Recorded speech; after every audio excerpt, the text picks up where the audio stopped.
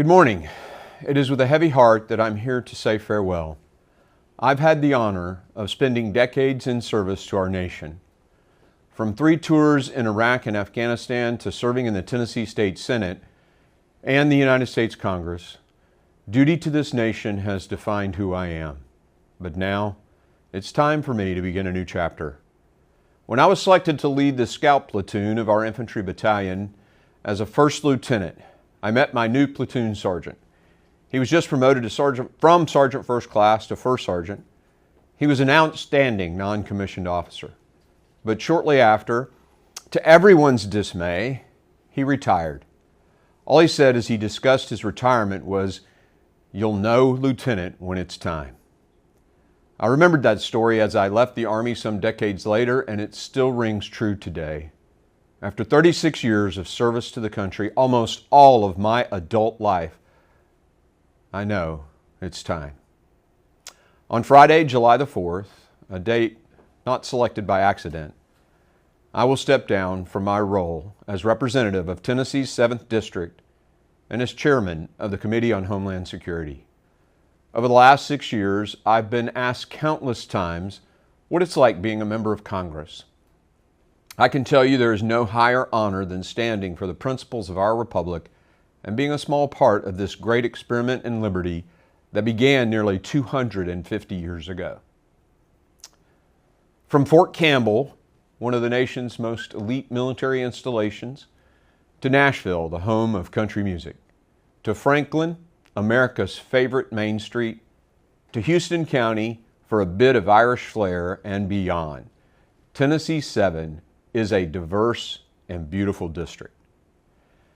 After I reported into the 160th Special Operations Aviation Regiment and just before leaving with them for war, the Clarksville community embraced me as one of its own.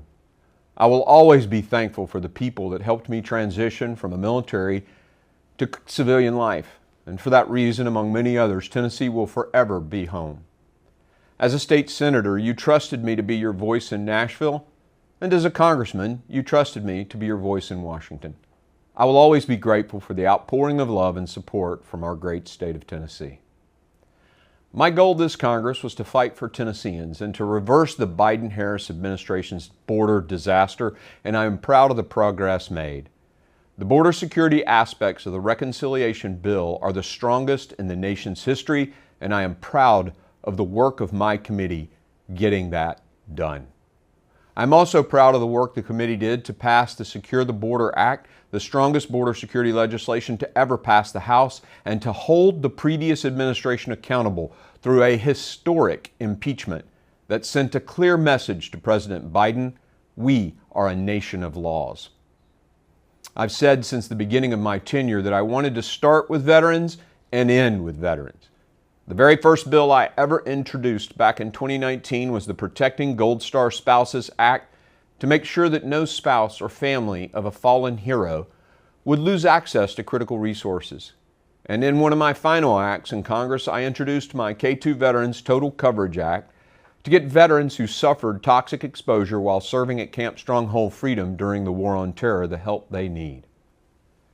I also secured multiple amendments to 6 National Defense Authorization Acts that ensured our nation's warriors have the tools they need to defend our nation, that our veterans are well taken care of, and to curb the malign influence of the Chinese Communist Party. Over the last 6 years, I have also fought to cut the red tape that crippled rural hospitals and to ensure onerous prior authorization rules do not get in the way of a cancer diagnosis. Additionally, my Protecting Hunting Heritage and Education Act, which protects the rights of student athletes to participate in shooting sports, was signed into law.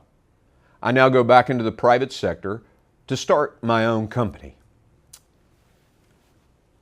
And while I cannot give the details here, I will be doing something specifically designed to help America compete against the CCP, but this time in business. Most of all, I have to thank my family, who endured the stress and difficulty of this job. There were a lot of other people who helped me get here and who supported me. Honestly, the list would be far too long for any video. So I'll just say this: To my constituents across Tennessee's 7th District, thank you. The trust you put in me is humbling, and I will look back fondly on my years of serving as your voice in Washington. I'll leave you with this. It has been the honor of my lifetime to fight for the land of the free and the home of the brave. And I will continuously do so, but now in a different capacity. Every single one of us has a duty to ensure that this great experiment in liberty succeeds, to pass the torch to the next generation. God bless you. God bless the incredible state of Tennessee, the people of this amazing state, and may God bless the United States of America. Thank you.